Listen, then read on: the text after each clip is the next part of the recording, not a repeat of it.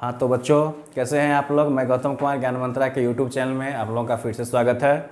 आज हम आप लोगों को मैथमेटिक्स में एक चैप्टर शुरू कर रहे हैं, fraction.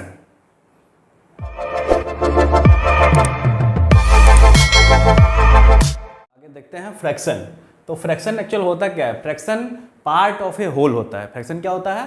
Part of a whole. जैसे मान लो कि ये एक पूरा होल सर्किल है, तो इसको हम पार्ट बना दिए, ये 4 पार्ट में हो गया।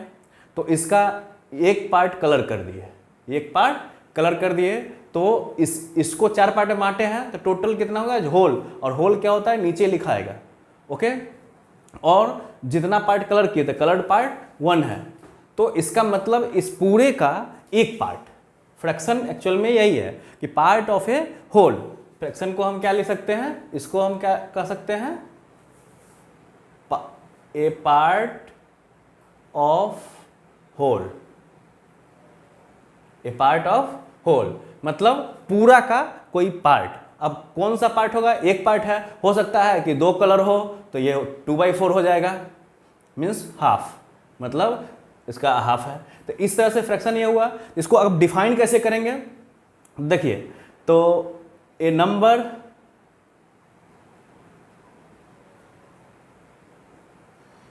in the form of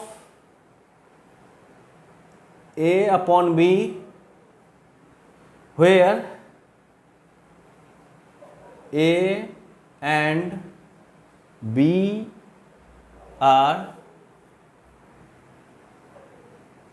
whole numbers where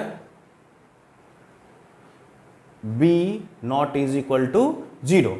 means बच्चों ये क्या बता रहा है कि एक नंबर जो a बाई बी के फॉर्म में हो, इस मीन्स अपर पार्ट नोमरेटर और लोअर पार्ट डिनोमिनेटर के फॉर्म में हो, जिसमें नोमरेटर और डिनोमिनेटर होल नंबर हो, लेकिन डिनोमिनेटर कभी भी 0 के बराबर नहीं हो। ठीक है, तो यहां पर यही बताया जा रहा है कि A number in the form of A by B where A and B are whole numbers where B not is equal to 0। Means इसको हम किसी भी नंबर को 0 से डिवाइड नहीं कर सकते हैं। अब देखते हैं types of fraction. Types of fraction में सबसे पहले हम देखते हैं proper fraction. Proper fraction, proper fraction क्या होता है? एक्चुअल प्रॉपर फ्रैक्शन को हम इस तरह से देखते हैं कि इसका वैल्यू जो होगा, प्रॉपर जो फ्रैक्शन है उसका एग्जैक्ट वैल्यू जो होगा वो लेस देन 1 होना चाहिए। इसका वैल्यू क्या होना चाहिए? Value less than 1, less than 1। It means कि जो न्यूमरेटर होगा, यानी जो जिस नंबर को हम डिवाइड करेंगे वो छोटा होगा, और जिससे डिवाइड करेंगे इससे डिनोमिनेटर बड़ा होगा। इसमें क्या होगा कि denominator is greater than numerator. ठीक है, एज फॉर एग्जाम्पल 5/6। तो इसमें 5/6 की है, तो इट मीन्स ये 5 को 6 से डिवाइड करना है, 5 को 6 पार्ट में करना है, तो एक पार्ट का वैल्यू जो होगा वो 1 से छोटा आएगा। तो वैसे फ्रैक्शन को क्या कहेंगे? Proper fraction. जैसे हम 2/3 भी ले सकते हैं, तो यहां 2 को 3 पार्ट में करना है, इट मीन्स एक पार्ट का वैल्यू 1 से छोटा आएगा। तो ऐसे फ्रैक्शन को हम क्या कहेंगे? प्रॉपर फ्रैक्शन कहेंगे। नेक्स्ट दूसरा है इम्प्रॉपर फ्रैक्शन।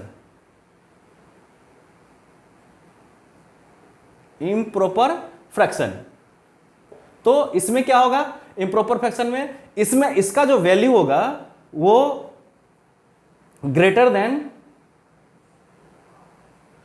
1 आएगा। ठीक है, ग्रेटर देन 1 आएगा। तो ग्रेटर देन 1 कब आएगा? जब नीचे, इट मीन्स डिनोमिनेटर छोटा हो और न्यूमरेटर बड़ा हो। डिनोमिनेटर छोटा हो और न्यूमरेटर बड़ा। ठीक है, तो इसको अगर हम डिफाइन करें तो क्या होगा? A fraction which denominator is less than it's numerator. ठीक है, तो यहाँ पर हम क्या करेंगे, जैसे मान लो कि हम ले रहे हैं 7 और 7 को हम कर रहे हैं 3 से, यानी कि 7 को 3 पार्ट में, यहाँ पर हम क्या कर रहे हैं 7 को 3 पार्ट में डिवाइड कर रहे हैं। इट मीन्स एक पार्ट का वैल्यू जो है 1 से बड़ा हो रहा है। ठीक है, जैसे इसको करेंगे क्या आएगा 3 2 जा 6, उसके बाद समथिंग बचेगा। तो यहाँ पर ये क्या आ गया इम्प्रॉपर फ्रैक्शन, जैसे 4/3 लिख दें तो फिर क्या आएगा ये इम्प्रॉपर फ्रैक्शन आएगा। इट मीन्स ऊपर में न्यूमरेटर जो है वो बड़ा होना चाहिए, डिनोमिनेटर छोटा होना चाहिए। मिक्स्ड फ्रैक्शन देखते हैं। तो मिक्स्ड फ्रैक्शन में क्या है कि इसमें क्या होगा, दो चीज़ों से मिला होता है, ये दो चीज़ों से मिला होता है, एक होल नंबर और दूसरा इसमें होता है प्रॉपर फ्रैक्शन। एक होल नंबर और दूसरा प्रॉपर फ्रैक्शन। तो ये दोनों मिला के क्या बनता है मिक्स फ्रैक्शन। तो इसको हम ऐसे कह सकते हैं कि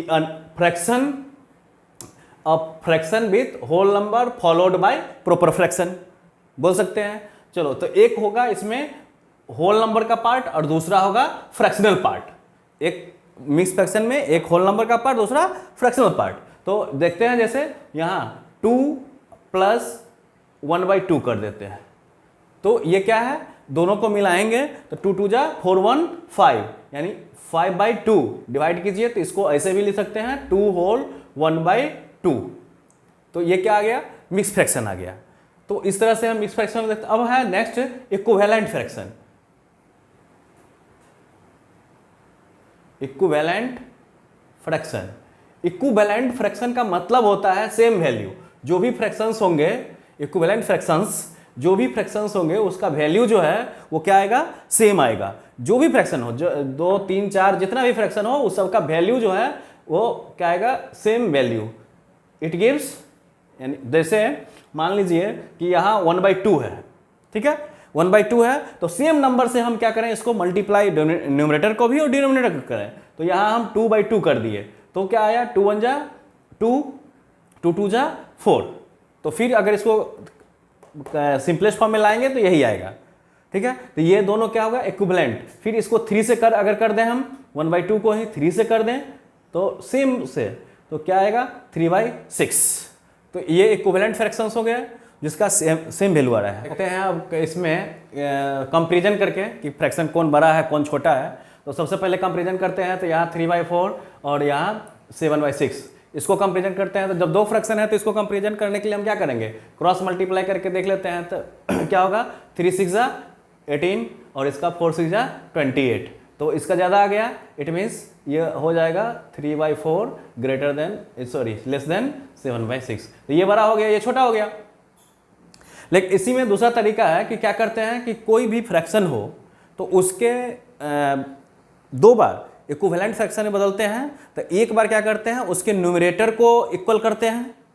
तो न्यूमरेटर के इक्वल जब करेंगे तब जो जिसका डिनोमिनेटर बड़ा होगा वो छोटा फ्रैक्शन कहलाएगा। ध्यान दीजिएगा कि जब हम किसी 2 फ्रैक्शन को या 3 फ्रैक्शन 4 फ्रैक्शन हो तो उसको इक्विवेलेंट फ्रैक्शन में न्यूमरेटर को अगर इक्विवेलेंट करते हैं, बराबर करते हैं, तब जिसका डिनोमिनेटर बड़ा होगा वो छोटा फ्रैक्शन होगा। और दूसरी तरफ अगर हम डिनोमिनेटर को इक्वल करते हैं और तब उसको एलसीएम लेके हम डिनोमिनेटर को इक्वल करते हैं, तब उसमें जिस फ्रैक्शन का न्यूमरेटर बड़ा होगा वो बड़ा फ्रैक्शन होगा और जिसका न्यूमरेटर छोटा होगा वो छोटा फ्रैक्शन होगा। जैसे देखते हैं एग्जांपल कि हम यहाँ 2/3 5/6 और एक हैं 3/2 फ्रैक्शंस में हम देखते हैं कि इसके सबसे पहले हम क्या कर रहे हैं इक्विवेलेंट में, तो एलसीएम ले लेते हैं इसके डिनोमिनेटर का 362 का एलसीएम जो आ जाएगा वो 6 आएगा। ठीक है, तो 6 आ गया तो सबको 6 बनाना है। तो 2/3 को 6 बनाने के लिए इसको क्या करना पड़ेगा 2/3 को इसको 2 से मल्टीप्लाई करेंगे तो ऊपर भी 2 से, 2 2 जा 4/6 हो गया। फिर 5/6 को करना होगा तो ये तो ऑलरेडी है ही। फिर 3/2 है तो 3/2 को करने के लिए इसको 3 से, तो इसको भी 3 से, तो 3 3 जा 9/6। तो हम क्या बताएं जब डिनोमिनेटर को इक्वल किए हैं तो जिसका न्यूमरेटर बड़ा होगा वो बड़ा फ्रैक्शन होगा। तो यहाँ पर हम क्या देख रहे हैं इसका न्यूमरेटर सबसे बड़ा है, तो इट मीन्स 3/2 जो है वो ग्रेटर हो जाएगा। सबसे बड़ा न्यूमरेटर 3/2 का है तो 3/2 लिखिए सबसे पहले, सबसे बड़ा हो गया। इसके बाद किसका है 5/6 का, तो 5/6 लिखिए। और हम यहाँ पर न्यूमरेटर को एलसीएम लेके इक्वल किए हैं डिनोमिनेटर को, अब करते हैं न्यूमरेटर को इक्वल। तो न्यूमरेटर को इक्वल करेंगे तो 2, 5, 3, इस तीनों का एलसीएम क्या आएगा 2, 5, 3।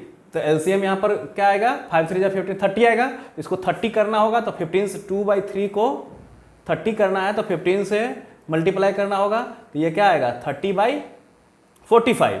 फिर 5/6 है 5/6, तो इसको 30 लाना है तो 6 से ऊपर 6 से नीचे, तो 30/36। और यहाँ पर 10 से 3/2 है तो ये क्या हो जाएगा 10 से मल्टीप्लाई तो 10/10 यानी 30/20। तो इसमें क्या है जब न्यूमरेटर इक्वल है तब जिसका डिनोमिनेटर छोटा होगा वो बड़ा फ्रैक्शन होगा। तो सबसे छोटा किसका है यहाँ 20, तो सबसे बड़ा फ्रैक्शन क्या हो जाएगा 3/2। उससे छोटा ये है तो ये आ जाएगा 3/2 ग्रेटर देन, अब ये फ्रैक्शन है इस तो 5/6 और सबसे बड़ा डिनोमिनेटर है इसका तो सबसे छोटा हो जाएगा ये 2/3। तो इस तरह से दोनों में देखिए सेम चीज़ आ गया। तो इस तरह से इसको हम कंपैरिजन करते हैं फ्रैक्शन का। हाँ तो बच्चों इस तरह से आप देखिए फ्रैक्शन चैप्टर का पूरा कॉन्सेप्ट हो गया। अब इसमें आप लोगों को कल इंपॉर्टेंट क्वेश्चंस बताएंगे और एक्सरसाइज करवाएंगे, तो इसके लिए आप लोग मेरे चैनल के साथ बने रहिए, ज़्यादा से ज़्यादा शेयर कीजिए, लाइक और सब्सक्राइब करें। Thank you.